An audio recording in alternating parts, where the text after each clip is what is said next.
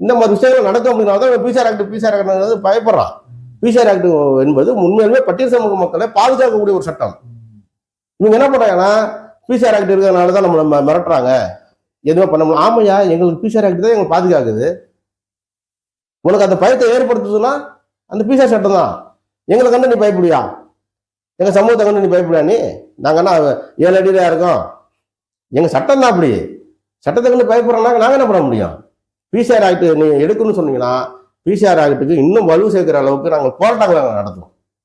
இல்லை, பெரும்பாலும் இந்த பிசிஆர் வழக்குகளே யாராவது ஒருத்தர் அழுத்தம் கொடுத்தாலோ, ஒரு வக்கீலோ ஏதோ ஒரு கட்சி பிரமுகர்கள் அழுத்தம் கொடுத்தாதான் அந்த வழக்கே பதியப்படும்.